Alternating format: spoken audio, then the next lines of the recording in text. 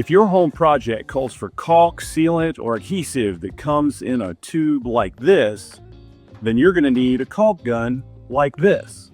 I'm going to show you how to use it.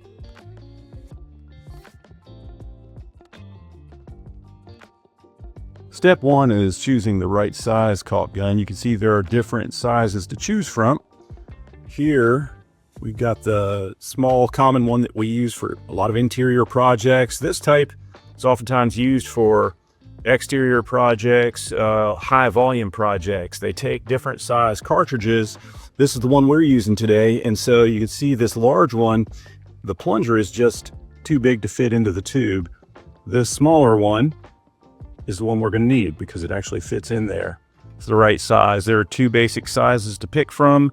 Today we're using the smaller size. Step two is opening our tube of caulk. I'm just going to take the tip of it and put it into the caulk tube opener in the base of my handle and give it a squeeze. You can see that that's not a completely flat cut. That's about a 45-degree angle, roughly.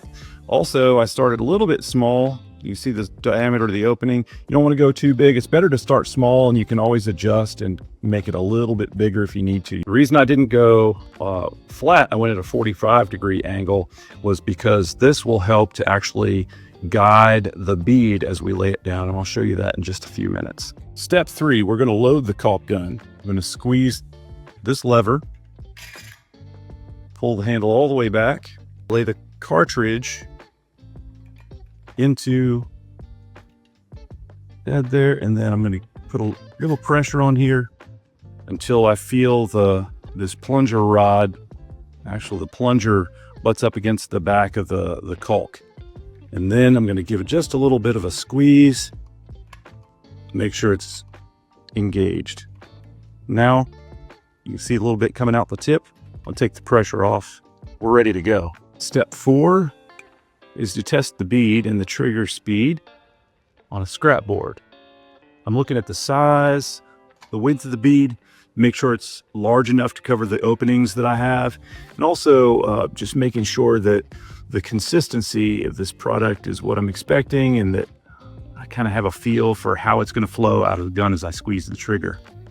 And if I wanted to make a wider bead, I could always cut that hole a little bit larger.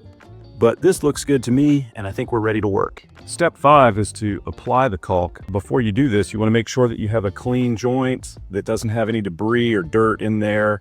If it's old caulk, you want to make sure it's scraped down and cleaned off before you start, rather than trying to apply new caulk over old. That'll give you better adherence. In this case, this has never been done before, and so it's fresh, it's clean, it's ready to go.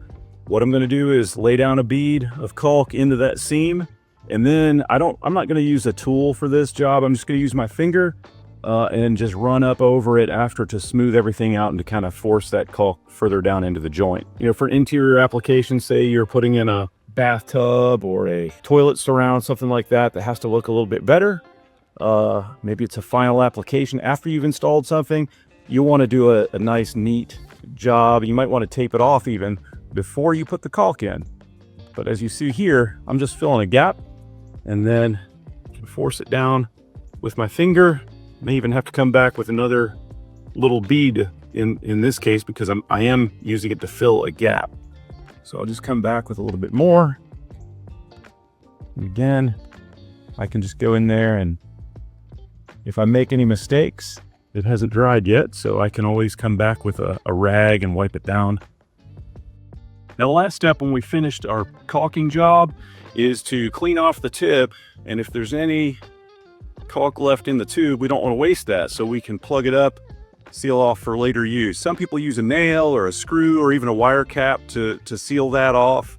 That'll work for a short time, but if it's going to be a month or several months before you use the caulk again, I use these caulk caps. They're purpose made, they don't cost that much, and they do the job really well. You just squeeze it, slide it right on there, and it's a little rubber seal, so you're not going to get the air around there that'll dry out the tip, and you won't waste that. So once you've done that, separate it out, because you might need a different need a different type of caulk next time. Put that on the shelf. That's ready to go for whatever your next project is.